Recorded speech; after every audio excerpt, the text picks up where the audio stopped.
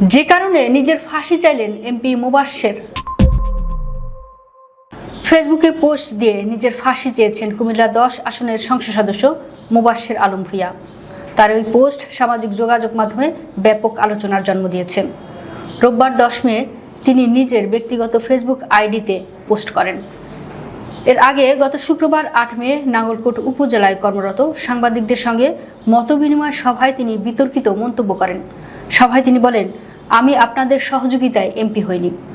গত 17 বছর আপনাদের কাউকে নাঙ্গলকোটে নিয়ে একটি সংবাদ করতে দেখিনি। আমার 58 মাস ক্ষমতা আছে, আমি যেভাবে চাই সেভাবে চলতে হবে।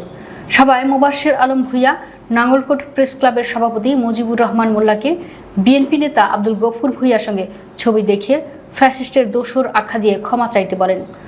অন্য সাংবাদিকরা কথা বলতে চাইলে তাদের ধমক দিয়ে থামিয়ে দেন। ঘটনার একটি ভিডিও সামাজিক যোগাযোগ মাধ্যমে ছড়িয়ে পড়ে। এ ঘটনার প্রেক্ষিতে একটি সংবাদপত্রের কাটিং যুক্ত করে ফেসবুকে মুবাশ্বের আলম ভূঁইয়া লিখেন, আমার ফাঁসি চাই। এই নিউজ মনোযোগ দিয়ে পড়েন। কোন শব্দের জন্য আমার ফাঁসি হওয়া উচিত বলে মনে করেন? কি ছিল এই বৈঠকের উদ্দেশ্য? এই বৈঠকে যাহা বলেছি, যে উদ্যোগ নিয়েছি, সব বাস্তবায়ন করব ইনশাল্লাহ। আমার নির্বাচনী এলাকাকে চাঁদাবাজ মুক্ত করব। সঠিক গণমাধ্যম কর্মী চিহ্নিত করে তাদের প্রত্যেক ভোটে তাদের প্রতিনিধি নির্বাচিত করব। হলুদ সাংবাদিকতা বন্ধ করব। এ বিষয়ে সোমবার 11 মে সংসদ সদস্য মুবাশ্বের আলম ভূঁইয়া বলেন, নাঙ্গলকোটের সাংবাদিকদের 3টি গ্রুপ রয়েছে। আমি চেয়েছি পেশাদার সাংবাদিকদের নিয়ে একটি কমিটি গঠন করতে। একটা কমিটিতে সবাই অন্তর্ভুক্ত হবে, কিন্তু তারা আমার কথার ভুল ব্যাখ্যা করে উল্টা আমার বিরুদ্ধে নিউজ করেছে। তিনি আরও বলেন, ফ্যাসিস্ট যেই হোক তাকে আমি ফ্যাসিস্ট বলবই। যে সাংবাদিককে বলেছি তার বিরুদ্ধে আমার কাছে যথেষ্ট প্রমাণ আছে। উল্লেখ্য, এমপি মুবাশ্বের আলম ভূঁইয়ার একটি ভিডিও বক্তব্য সামাজিক যোগাযোগ মাধ্যমে ছড়িয়ে পড়েছে, যেখানে তাকে তার পাশে বসা নেতা কর্মীদের শতকরা 90% মাদক সেবন করেন বলে বলতে শোনা গেছে। সোমবার 4 মে সকাল থেকে সামাজিক যোগাযোগ মাধ্যমে তার বক্তব্যটি ছড়িয়ে পড়ে। এর আগে রোববার 3রা মে নাঙ্গলকোট উপজেলা পরিষদের হলরুমে এমন বক্তব্য দেন তিনি।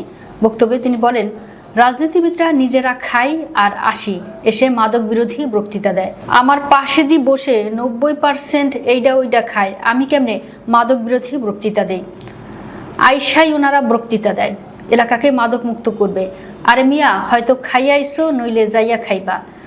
2 মিনিট 27 সেকেন্ডের ভাইরাল ওই বক্তব্যে সংসদ সদস্য মুবাশ্বের আলম ভূঁইয়াকে আঞ্চলিক ভাষায় আরও বলতে শোনা যায়, তোমাদের মাল হেইডা আমি চিনি না, হ্যাঁ, আর তোমরা জানি না।